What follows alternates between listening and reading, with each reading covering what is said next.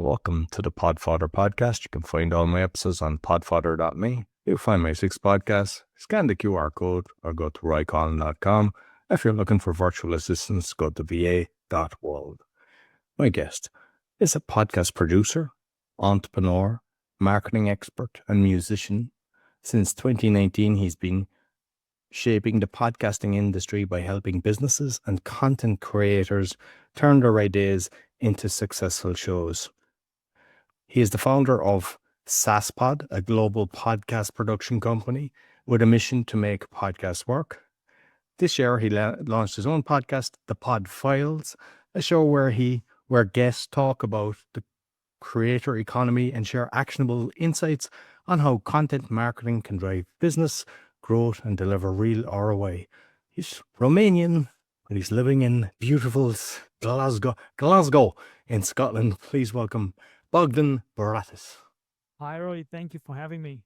Yeah, no problem at all. So, I suppose I'll start off. You've just started your podcast. Yes, you're helping. Is it since 2019? You're actually helping people. So usually people they go through the trade. They understand that they have the show. How did you actually know what to be teaching people?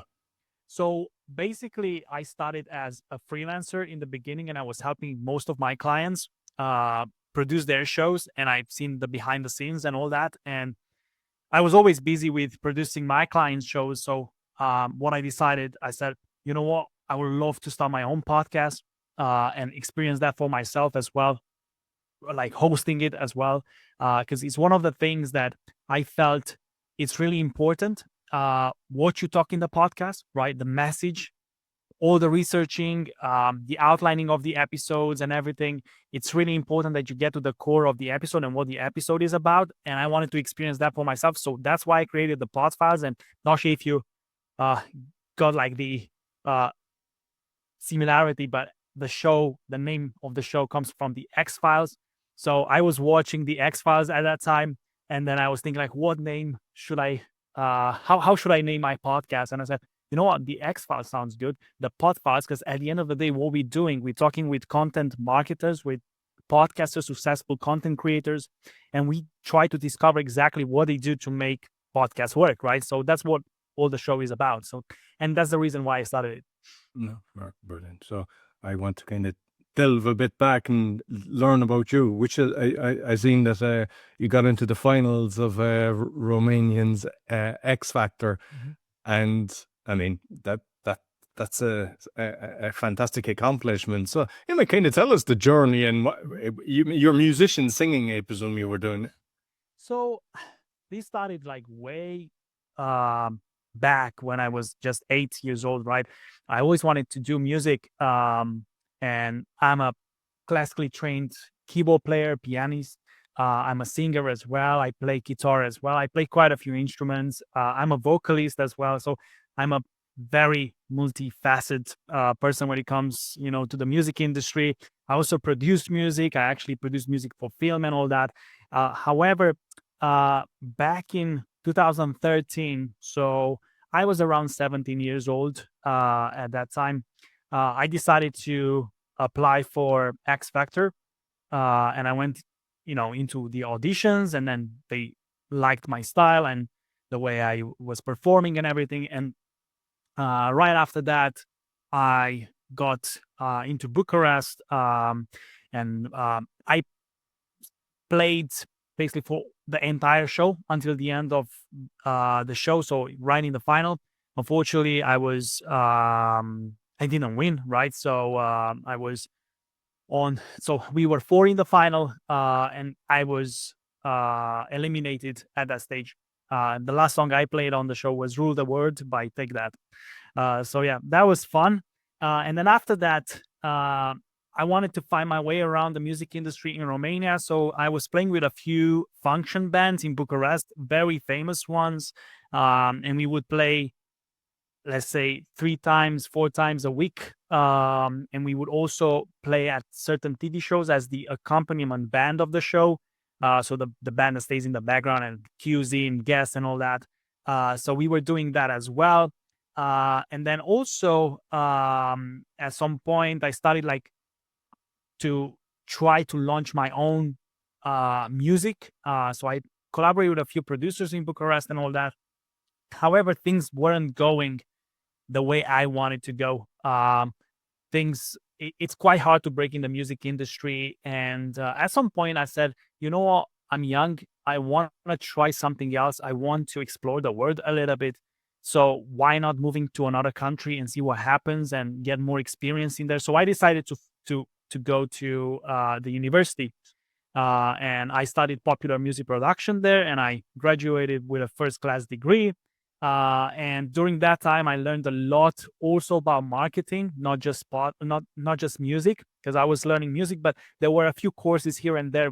They would help us out, like understanding why you need to get a personal brand going, and you need a website and all that. So I didn't have a website, and I said, you know, I need to start my own and stuff like that. So slowly, I started getting into marketing, and at some point I had to figure out a way to make some money as well.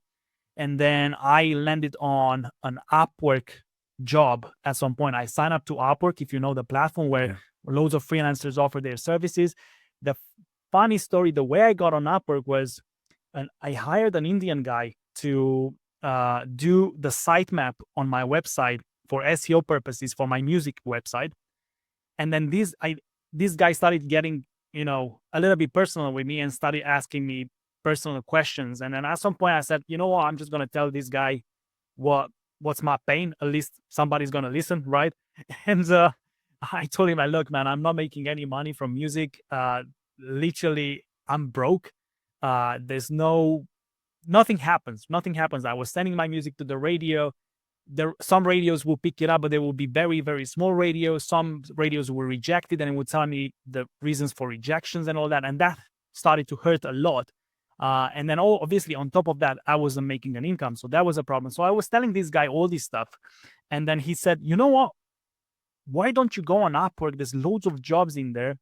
You know, you can do sound design, you can do audiobooks, podcasts, you can do all sorts of things. Like, go and make a profile for yourself and try to land a few jobs and make an income. And I was never thinking like that I wasn't thinking like an entrepreneur. I was thinking more like an artist.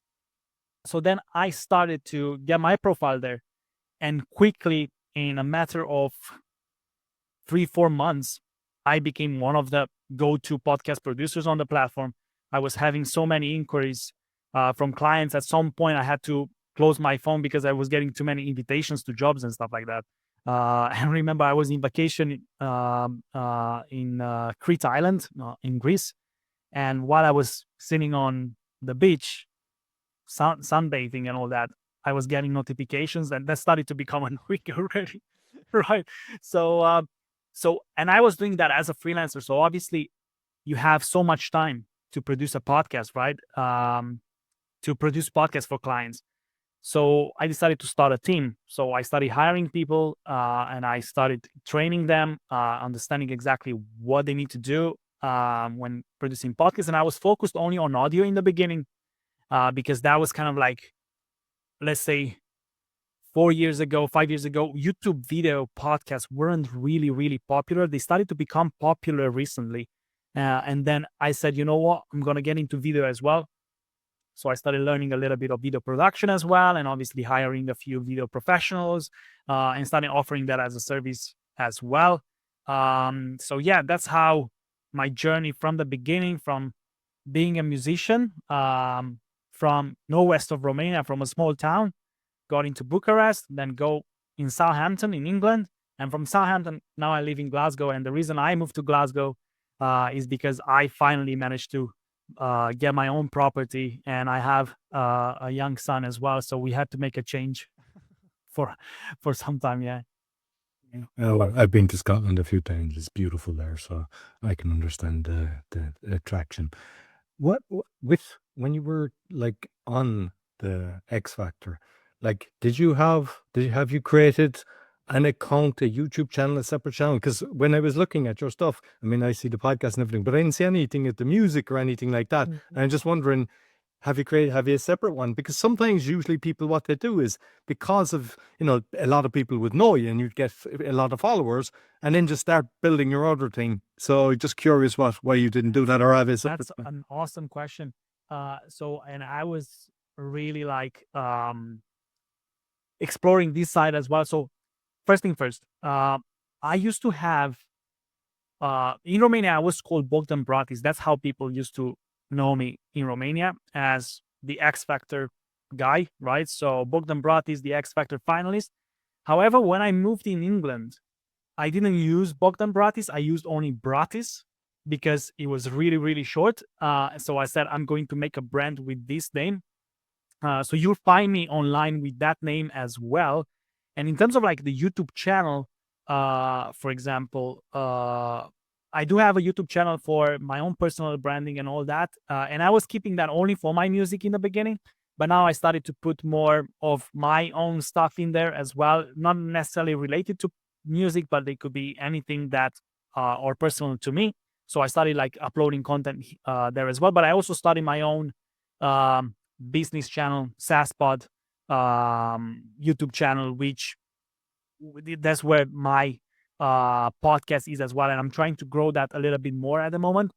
I think the importance of personal branding now, and obviously leveraging what I got in Romania and building on top of that, that's something I wasn't thinking about until recently, a few months ago, when I started like toying around with my knowledge panel on Google. So if you write, for example, your name in Google, what will appear there, right? Will it be just a few random links, or will you have a knowledge panel? Will you have a business panel or anything like that? What will happen? What type of, how does Google see you? Because the way Google sees you, that's the way the world sees you. So I started toying around with that, and I started doing a little bit of personal branding there. And then obviously get yourself on all the different, I managed to get myself on Wikipedia as well at some point, which is very important for your personal branding and all that, since you did something notable and you can get on this type of websites. So leveraging everything you can to get exposure as much as possible. So yeah, I do have my YouTube channel, but my main channel, the one that I use the most at the moment, is the Saspod channel, the business channel, because I'm trying to grow that a little bit more. And you just mentioned there the Wikipedia. So what does somebody need to have achieved to be able to create a Wikipedia? So the Wikipedia normally should be created by somebody else all the time. So you should not create your own Wikipedia. Normally that happens if you did something notable and somebody put an entry on Wikipedia about you. Maybe it could be like a small page, not a lot of information and stuff like that. And obviously once that page is created, you can fill in all that information in there. Not yourself, somebody else needs to do it for you. It needs to be a third party. And also each and everything you have on Wikipedia, you need to reference that with some sort of publication that happened. It needs to be maybe national press, international press, whatever press you've got. It needs to be covered by a third party. You cannot cover yourself, if that makes sense, because Wikipedia is an independent organization and doesn't want to have any side of the story. So whatever happened to you, let's say you were in a scandal or something, right? If that's major enough, that needs to be there as well. So Wikipedia, it's a funny thing. Some people may not want Wikipedia because there's also something called people can mess up with your Wikipedia page. So the same way people mess up with buildings and they destroy buildings and graffiti and all that, that's the way they could do on your Wikipedia page, because at the end of the day, anybody can edit the Wikipedia. So you need to do something notable and needs to be covered enough. So it's something, that people would talk about for at least a period of time.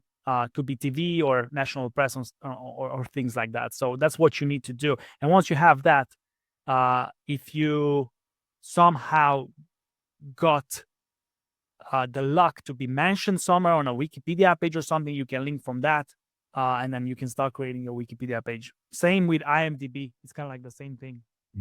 And because there's a lot of trolls out there, or there's, I call them Billy No-Mates, negative people. And if they can come in and write what they want just because they've nothing better to be doing in life, does it have to be validated? Because I've heard of people, because we interview kind of famous people on The Awakening live calls and stuff like that. A few have actually said that their Wikipedia, you go in and it says all terrible things about them when I know they're doing great for humanity.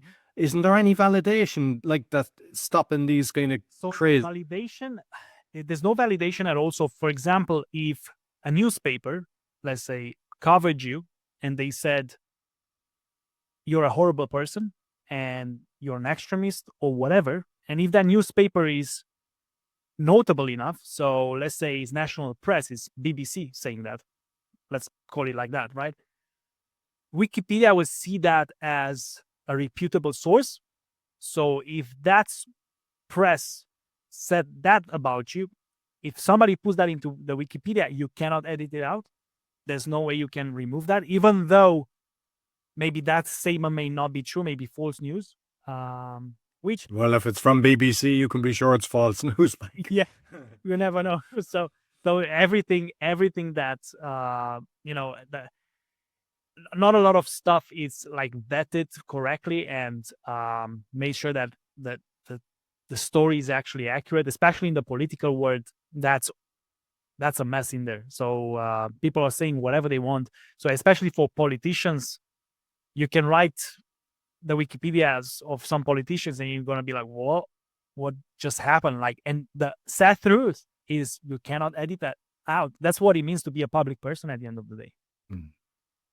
So with I suppose with your own show, but you know, because you've worked with so many different podcasts, like the way that you do it, I don't know, are they all like this, but just one that I was kind of listening to, you've got the clip at the start, which definitely helps, but it's a bit of time in editing, and then it's like as far as I remember, there's a different voice then that's kind of doing like the introduction and the thing, which is nice. I mean, when I listened to it, I was like, okay, this is kind of unique. Is that something that you've kind of learned from seeing what works with all the ones that you've worked with? Because I know your own show is new.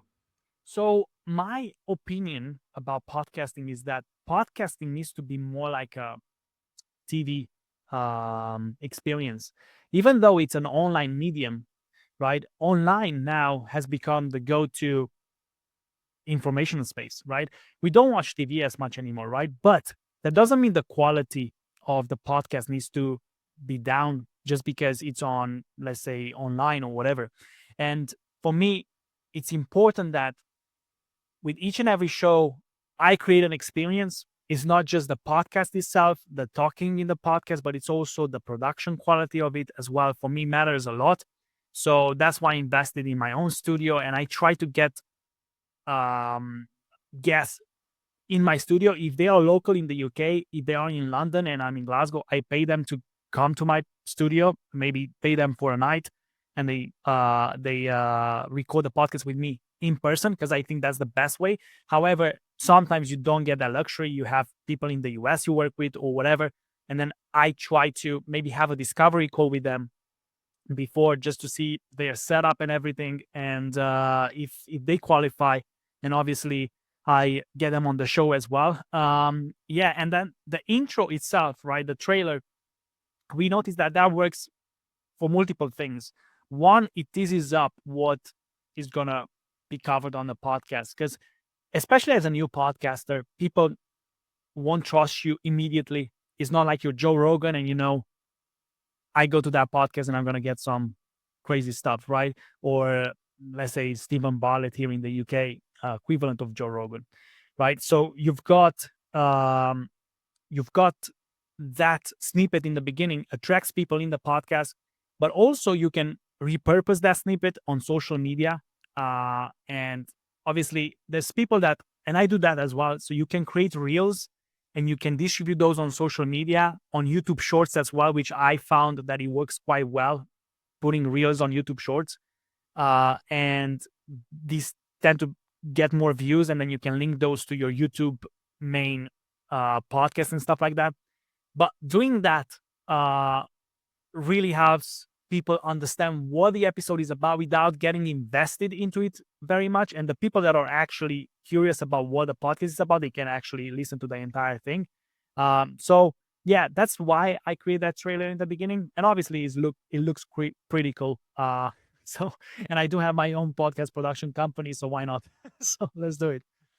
And like you mentioned, YouTube and the shorts. I mean, that definitely works. I mean, I create the shorts as well, and it's surprising that sometimes you put up the shorts and it'll do 10 times better than an episode Every time. Yeah, it's just one of these things. But do you use other video channels for promoting? So I use only YouTube. I do also put my podcast on Spotify as video as well, but I haven't had much success with that. I would say maybe on Spotify you can pay to play. So they have their Spotify advertisement program where you can go and you can make a campaign and then get some viewership from there. Spotify on video is still low in my opinion, so people don't watch video on Spotify at the moment. However, I would say YouTube is the go-to platform for video, and obviously you can put stuff on TikTok. I haven't tested TikTok very much because I'm trying not to spread my efforts in too many channels.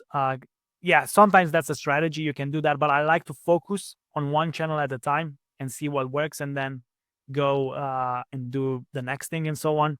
So yeah, YouTube, I would say, is the place for podcasts at the moment, the video podcasts. Yeah, because I'm not sure they get penalized putting it out on other ones. That's the problem I think you do. I think they know because the way the AI works. Yeah, don't put the same shorts on everything at the same time. Try to make sure that you tailor your efforts for each and every platform. You might want to do, let's say on TikTok, you may need to be a bit more personal. On YouTube, you could be a bit more professional because people get there to educate themselves, right? On TikTok, people go there normally, but now that starts to change a little bit. But normally, people on TikTok go to have fun, to laugh and see memes and stuff like that. But now I see more and more reels, more and more TikTok shorts, or how you want to call them, where you get educated on a certain topic or something like that. So yeah, each platform has its own use case. And I know that you've got, I don't know, is it 6 episodes, but you've probably done a lot more regarded than just have them in the.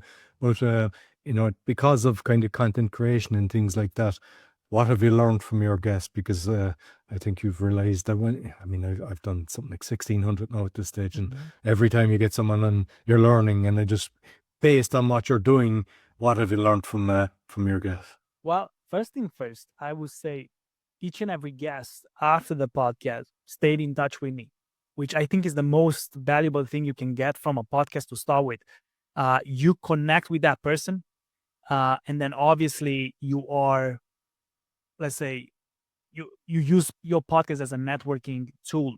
So, for example, a few things that I learned. Obviously, I talk with SEO experts, with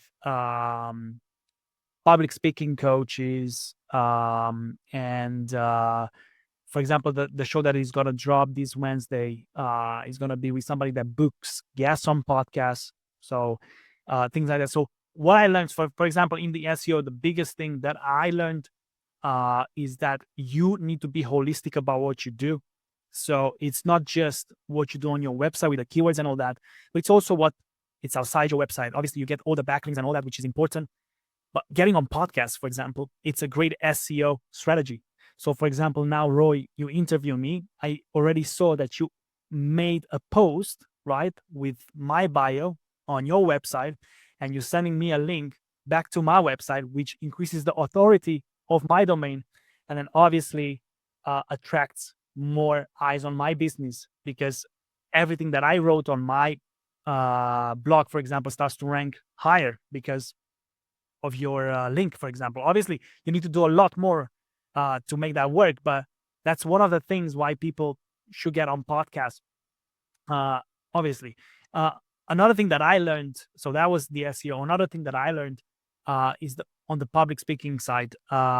So I talk with Kyle. He's one of the public speaking coach guys here in Glasgow, and he's Kyle Murtaugh, is it?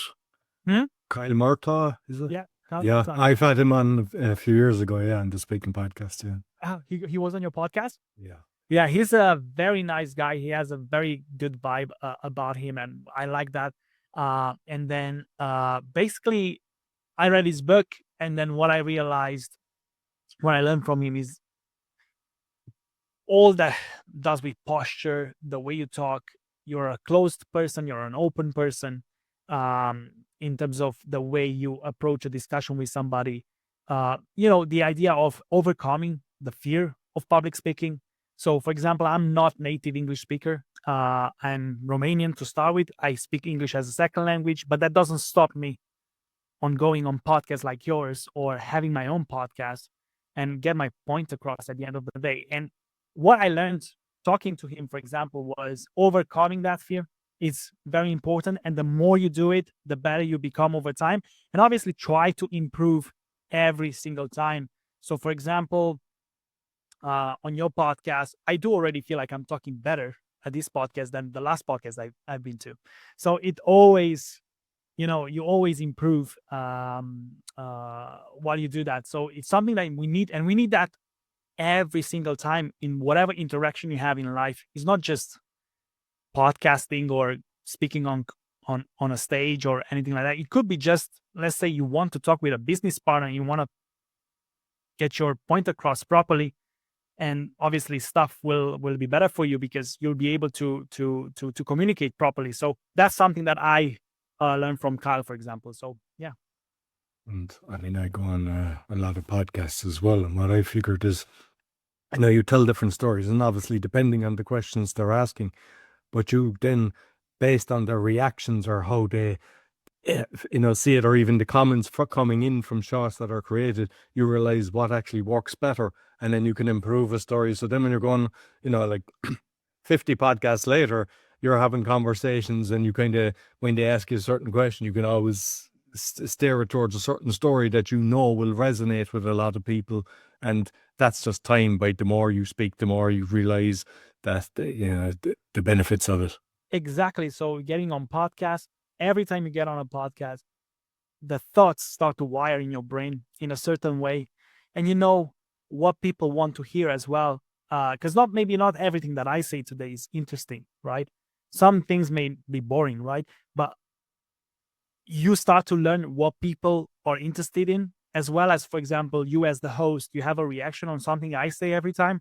If I feel that you have a positive reaction to what I say, okay, on the next podcast, I may need to cover that topic a little bit more. So you start to have clarity in your mind about who you are as a person to start with, who you are as a business owner, or, things like that. So, and that will help you, long term in any situation. And you mentioned that you're trying to have them all, unless they're in the US, in person. And with my speaking, that was my first podcast.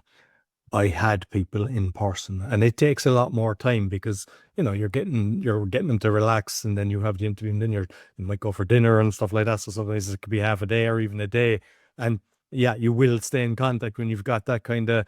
And the advantage, like for those maybe thinking of starting, or they can, because it depends where you're based. Like if you're in London or if you're in America, stuff like that. Unfortunately, where I'm based, I'm in Wuchimpolen, not really ideal for the people that I'd be interviewing. So that's hence why I do a lot on the Zoom. But I can see people are more attracted to the conversation based on ye being together, because I think even you can feel as well, you can pick up on the emotions with the person. You can, when you're just facing them, it's still great. I mean, it's brilliant that you can have a conversation across the pond, but I mean, if I had my way, if I was living in a bigger city, I would definitely prefer to have in-person interviews. Yeah, is the best approach.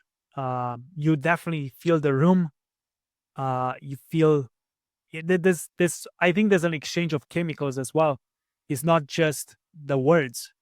Just being in the same room, the temperature maybe is rising up a little bit. You can see that person's reaction a little bit better.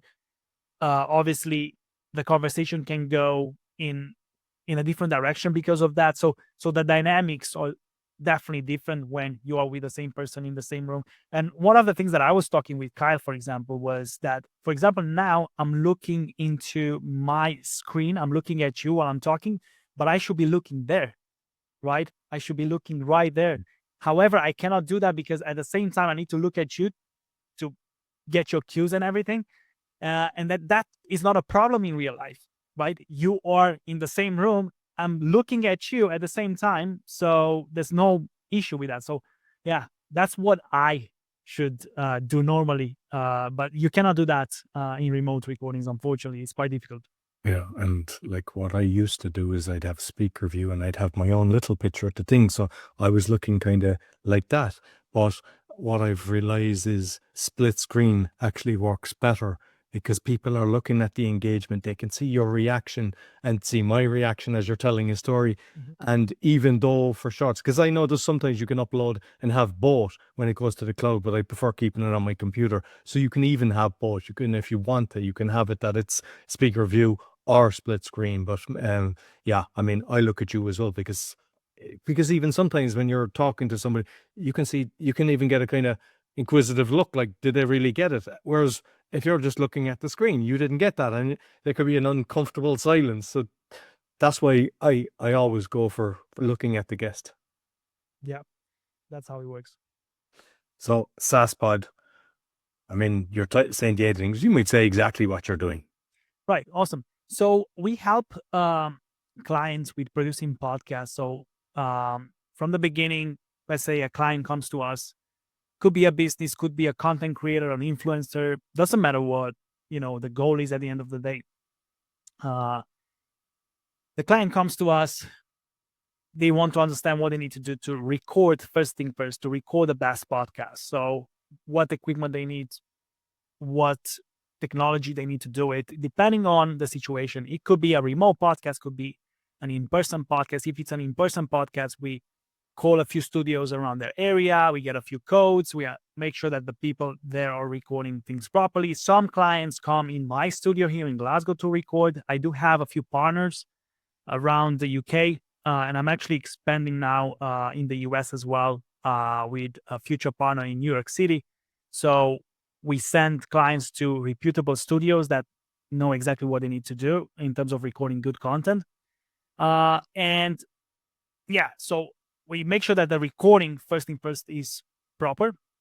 And then after that, we do the post-production for the client. So that will be all the editing, video production, audio production, creating social media content from the full recording. So repurposing the podcast and all that.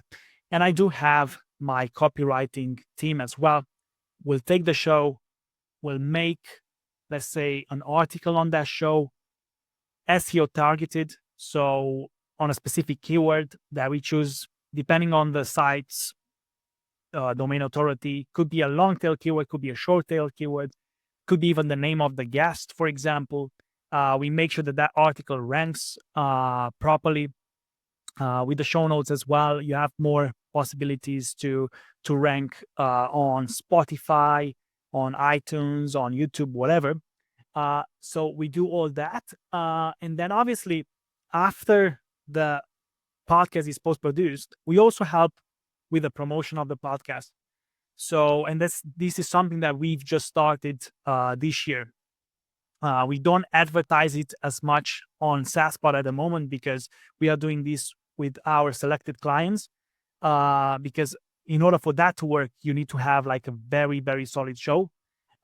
So what we do, we look into the podcast. We even provide suggestions of content they need to cover. We provide even the outlines of the content. Let's say you interview a guest, we research the guest. What is the guest most notable for? What topics could we cover in order for us to, let's say, also satisfy YouTube's demands, also satisfies Google's demands, satisfies Spotify demands, so like what people want to hear. So we do a little bit of researching around that guest to ensure that what we're talking about is actually something people want to hear. Because obviously the guest has so many ideas and maybe it's knowledgeable on multiple things. We want to cover that thing that is going to make that podcast viral or stand out from the crowd. So that's something we started to do on the promotion side. Obviously, running ads for clients, YouTube ads, Facebook ads, Spotify ads, and stuff like that. That's also something that we started to do. I do believe that on YouTube, it's really, really hard to grow in the beginning if you don't pay. And it's on Facebook as well. The case, Instagram as well. I would say TikTok, it's a little bit different. On TikTok, the algorithm works slightly different, where you can post stuff on TikTok and it could become viral if it's really something that has the potential to get viral, and you can get quite a few followers there as well. But all these old platforms, so Meta, YouTube, they are quite hard to do organically. So I do encourage guests to do a little bit of paid promotion in the beginning, especially to get a snowball effect going. A lot of people are afraid to do that because of all sorts of myths of like, YouTube penalizes your content because you pay. No, YouTube has the feature of you promoting. You could use that in the beginning to get the ball running a little bit, and then after that, you do it more organically. So you don't need to do that on every single video, but do that a little bit in the beginning so you can get that snowball. Because if it's just a snowflake, that snowflake won't attract more snow. But if it's a snowball, it's something bigger, then obviously all the people that started following you because of your paid promotion or something, they will empower the stuff that you create to get more viral. Because what YouTube actually looks for is the first few minutes or hours of the engagement of your content. If that doesn't happen, obviously in the beginning, you'll get on the top. So if you have, let's say, the title of your podcast, let's say, how to become a better public speaker, and let's say this is the keyword you're trying to rank on YouTube, when you post it in the beginning, there's a good chance that your video will be there, will stay there. After a few days, if there's no engagement, YouTube will push it down. And I tested that on my own content to see what happens. However, if you pay a little bit in the beginning to get that YouTube video engaged, then obviously that will stay longer in the top result. That will attract more engagement. Engagement makes that work even better, and you get pushed higher and higher. And that's how I use YouTube, and I'm trying to experiment with that. So I think that works quite well. Facebook, if you've seen on Facebook pages, at least, if you have 8,000 followers, and I do have 8,000 followers on my Facebook page, 4 or 5 people will like my stuff organically, and that happens everywhere across the board. And to be honest, it is the way it is. Facebook used to be a place where you could post something and you're going to have hundreds and hundreds of likes, but the reality is a small percentage of your followers will actually get notified that your Facebook post is out. So what you need to do is obviously do a bit of paid promotion to make that snowball effect go faster. And I do also believe in the idea of owning your own audience. So we also help clients understanding the importance of having your own newsletter, having your own audience, because you never know what these platforms are going to do in the future. For example, TikTok was just about to be banned. I'm not sure, it's not banned anymore, but was just about to be banned in the US. So everybody was making a living out of TikTok. And now you're nobody overnight because Trump decided, look, this doesn't work anymore. We don't want that in our country. So owning your audience, I think that's the way to go. And when you own your audience, there's so many things you can do. And these people are engaged 100% because at the end of the day, your newsletter goes to everybody. You don't filter that out. It's just a matter of them clicking on it or not. But that's normal. So things like that. Yeah, with the Facebook, I've kind of I've done okay with the Facebook. I get some especially the Polish ones, and I've got sub channels now that might have 6,000, 7,000, but I don't even think that one has got 2,000. I'm not sure it's like 1,700 or something like that. And sometimes I can get with 6 shorts, 10,000 views in a week. So there's sometimes it works with the YouTube. Then what kind of money would you want to be putting aside for the marketing? How much? A little bit, not a lot. You shouldn't put thousands of pounds into that. Obviously, I don't vouch for the idea of you solely promoting your stuff via paid marketing. I'm just saying that you should do that a little bit. And obviously, if you have a bad video, right? If the video is not very good, right, it will not get pushed. So you still need to create good content. It makes no sense for you to put money into something that doesn't have value. So you need to have something valuable first. And then the amount of money you should put into that, and depends where you target as well. Because same as Facebook, for example, and the other platforms where paid marketing has been available for a longer period of times, you could choose the location where you can promote. So you can promote stuff in US, in California, and it's going to cost you a lot. Or you can promote in Europe, Eastern Europe. Depends where your audience is as well, right? So if you are, for example, an Asian channel, right, it's a lot cheaper for Asian channels to promote, because if you promote at a geolocation in Asia, it's a lot cheaper, right? You get more for the money. But you need to diversify a little bit, I would say. So you pay, especially if you're a global brand, right? If you're a local brand, maybe you might want only people, let's say, around your area to watch your YouTube channel, because these are the people that will buy from you at the end of the day. However, that doesn't mean the people outside of your local area are not interested in your content and could push the content up, if that makes sense. Yeah. Right. So you need to think of that. So in terms of the amount, you should spend no more than £100 per episode or whatever you're doing, just to kind of like push the algorithm a little bit. And that's a shortcut to get more exposure. Maybe for some people, £100, $120 is not available, and that doesn't mean you cannot do it organically, right? Completely organic. I'm just saying that this is faster. No, it's a good strategy. And I mean, even just looking, because I put out something and I can put out one and get 30 views, and like I put out one Friday and I get 700-800 just on the YouTube. And that's the one then that you put a few bob in. If you tried, if that happened to you, but if you put a reel up, right, and sometimes it could happen that reel gets only 200 views, let's say. And then I say, you know what? I'm just going to put the same reel again a month later. And suddenly I get 2,000 views with that, right? So the reason why that reel didn't work is not because the content is bad. It's because it probably wasn't exposed enough at that time when you posted it. So because of that exposure, there was not enough exposure, there was not enough engagement, there was not enough time spent on it. YouTube pushed it down. So you can control that with money. Yeah. That's what I'm saying. No, right? No, that's a very good point. And I'm just curious because you're kind of looking at the client stuff and when you're editing it and everything. I'm not sure if you've got any guys with controversial stuff, because I really experience serious censorship with a lot of the stuff I know, especially the Awakening that's exposing fraud and corruption, but even the crypto as well.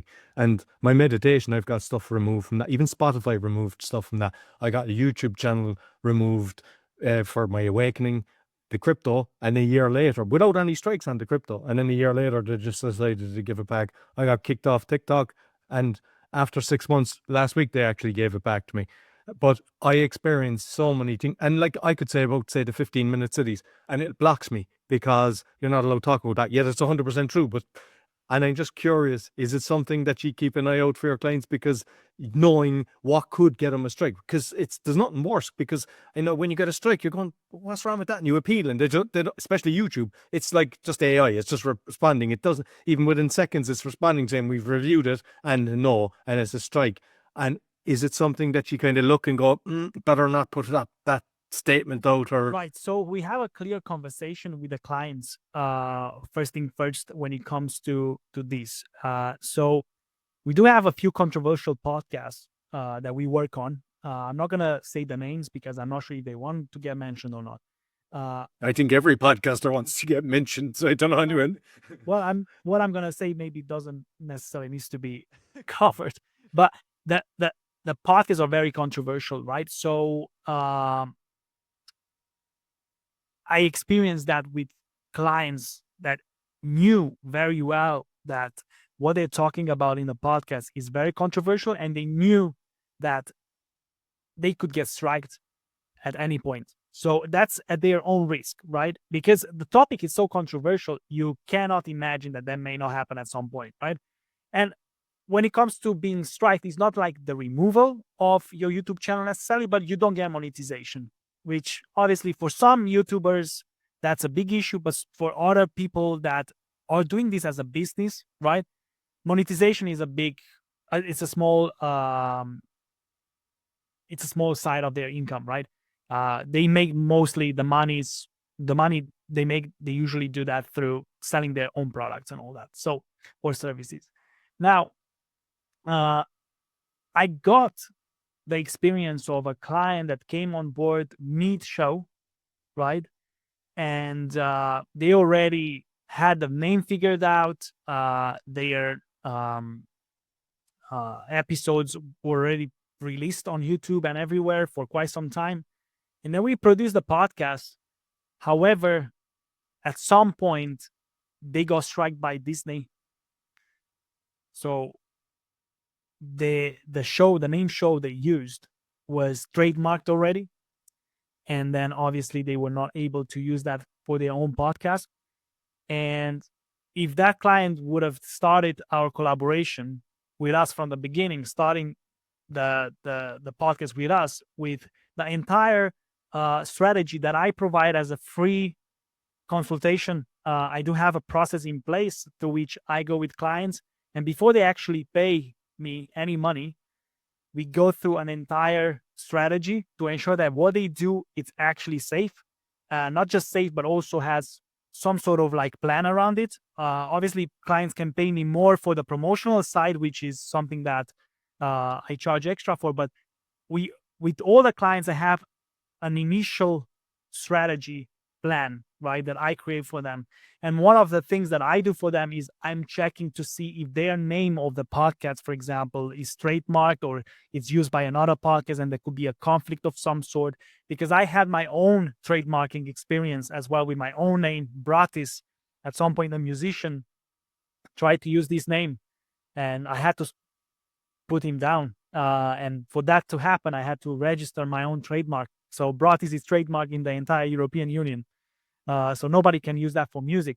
So trademarking is very important to start with your name. Whatever you talk in the podcast, obviously my team is trained to pick up those instances that are on the verge of, let's say, creating an issue in defamation. So let's say somebody talks in the podcast something about somebody else that could defame that person. And then we consult with the client and say, do you want that removed? We would advise removing it. It's very close to being accused to defame someone. And I would say, like, just to be safe, remove that.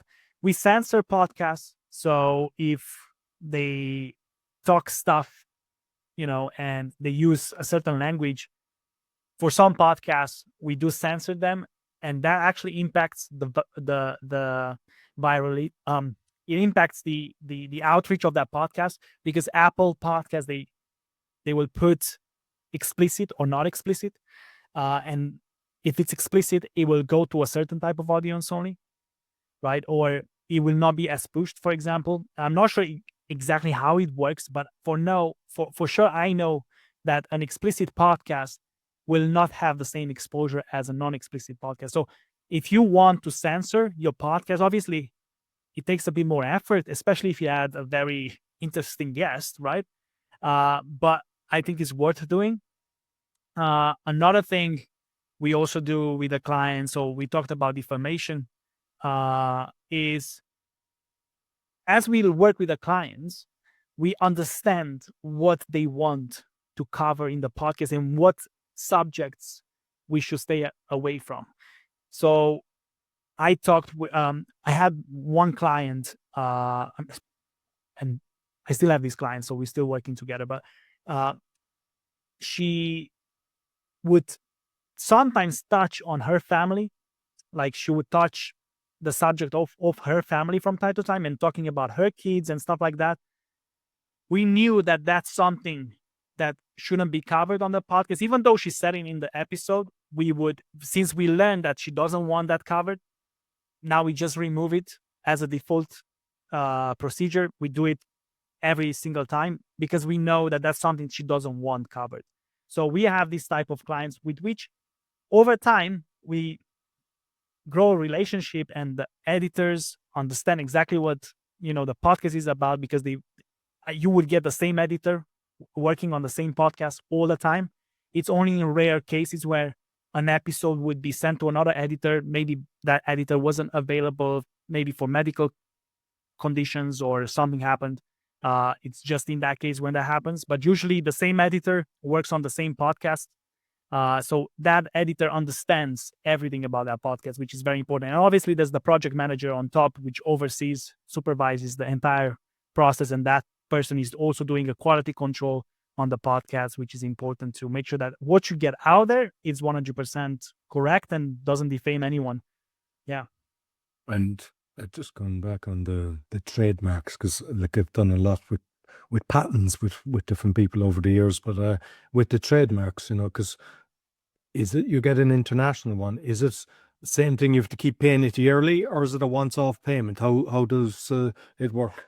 So with trademark, you could buy a trademark for a couple of years. So for example, I bought mine for 10 years. So 10 years from now, from that moment, I'm covered in Europe. In Europe, however, trademarking, I'm not an expert in trademarking, but I know a few things from my own research. So take that with a grain of salt. But with trademarking, and I talk with somebody that specialized in this in my podcast, by the way, because to me the subject is also very interesting. But with trademarking, what happens is, let's say you start using the name Bratis, right, from today, and nobody else is using it in the world at that moment. You already put a print on that name because you started using it. So if nobody has a trademark on this name, you are the legal owner of that name because you started using it first, even though it's not registered anywhere. So if somebody comes to you and will try to sue you for using that name and they don't have a trademark, since you were the first, you are the actual owner of that trademark, for example. You're the one that should have more of a right to use it than the other person. Now, when you trademark your name, you basically kind of like secure that name for yourself. It's more of an official way of saying this name has been, I've been trading through this name for quite a period of time, and now I also have a trademark on it. If you, for example, use this name in a way that it shouldn't be used, then obviously you can attack that instance and then try to disqualify that and try to remove that name. And I've done that with my own name. For example, somebody was using my name in Russia, exactly this name, Bratis. I'm not sure what people have with this name, but I got two people, that musicians as well, trying to use the same name, maybe to capitalize on my own name. I'm not sure exactly. But there was another person in Russia. So this first person was from Slovakia, and maybe it's related to Bratislava. Could be, right? The capital. But the other name was from Russia, right? And this person was using, and that name was her name as well. I think it was her surname. However, her music was distributed in Europe through Spotify, through Apple Music and all that. And then what I was able to do, I first said, you cannot use this name. This is a trademark name, and you're also using that name in the same niche. Because if somebody is using this name in, I don't know, hospitality, you cannot attack that. You need a trademark into that niche, right? So you're using the name in the same niche. You shouldn't be using it. You might want to change it. Otherwise, I'm gonna start doing the legal process on it and stuff like that. So, and obviously she was kind enough to change it. She wasn't that big anyway, so there was time for her to reshape her branding and all that. But you want to protect that, because if you don't trademark even your own name, like let's say you trademark Bogdan Bratis, the name Bogdan Bratis, if you start building yourself a brand and somebody else comes along with the same brand, right? Google, for example, will not understand who you are, right? Especially if it's in the same niche. And when that happens, that it's actually damaging your brand, is damaging the opportunities you get, right? Because I just talked with one of my clients, not my client, one of my guests, Craig Campbell. He was the first guest on my show, and his name is Craig Campbell. And there's a singer, Craig Campbell, as well. And it's a very common name. You cannot trademark this in any way. You won't be able to get a trademark for that. But just because there's multiple people with that name, right? You get that confusion on Google. So that could happen to a business. So where multiple businesses have the same name on the same niche, and you don't know where you're buying. So that's when you need a trademark. And for the 10 years, what's the cost for that then? At that time, I think I paid about 800 euros or something. And that's just for European Union coverage. It's not that big of a cost. You can do that in multiple places, right? You can do that in the US. You can do that in the UK. You can do that in Africa. Whatever you want to do it, you can do it. But I decided to just put it on European Union. If you have it already on European Union, you already have more of a right internationally as well. That's and don't call me on that, but that's what I think. Because the more trace you leave around with your name, the more of a right to it you have, if that makes sense, right? So if publications start to write about you here and there, about you and stuff like that, obviously you can have more of a right on that name because you are more established in that. So that's kind of like how it works. I'm not an expert. However, you should definitely consult a lawyer or a trademarking expert to do that for you. But I did actually. At that time, I didn't have a budget, so I did the research myself and I did it DIY. You can file a trademark for yourself. You don't need a lawyer for that. It's good to have. So if you have a domain that you want to protect as well, good to trademark that domain, not the domain itself, but the name of your business. That's going to give you even more power and stuff like that. So yeah, it's important. Excellent. And yeah, just finally then, because, with all the different clients that you've worked, I mean, one of the main things that a lot of people, they complain about is monetization. Have you seen any kind of different types of ways people have monetized their podcasts? Mm-hmm. So there are multiple ways you can monetize your podcast, right? One of the things that I like the most about podcasting is not the actual remuneration from it. So the money you make directly from your podcast, it's what it does for your brand and for your business. To me, that's the most important part of podcasting. The money from podcasting is an extra. So if you get a good show and the show is designed in such a way to serve, let's say we make a B2B podcast, right? And we start a podcast. For example, let's take my show as an example, right? The Pod Files. Who am I interviewing? I'm interviewing people that work in the creative space in some way, right? People that have done work in the creative space. could be an SEO expert, could be a marketing expert, could be a public speaking coach, a content creator, a podcaster. All these people could become my clients or my partners, right? Anytime. The target audience also plays a role in that, because who is my target audience? My target audience is anybody that wants to learn more about marketing, podcasting, content creation, content marketing, whatever you want to call it, right? So all these different keywords. These people also could become my clients, right? So you've got these two-sided.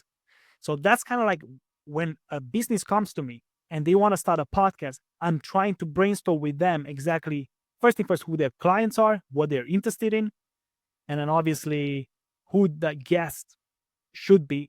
Can they become partners? Can they become clients themselves? Things like that. So that's, I would say, the biggest side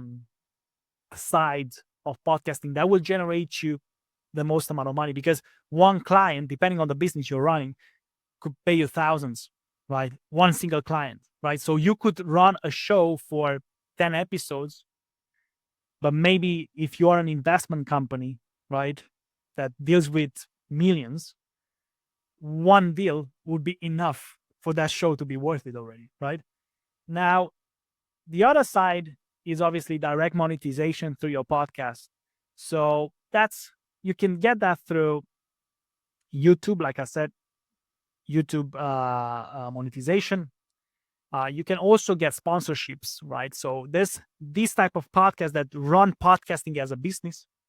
So you've got a podcast that starts to become viral, starts to have a little bit more public attention, and now brands want to get in there, right?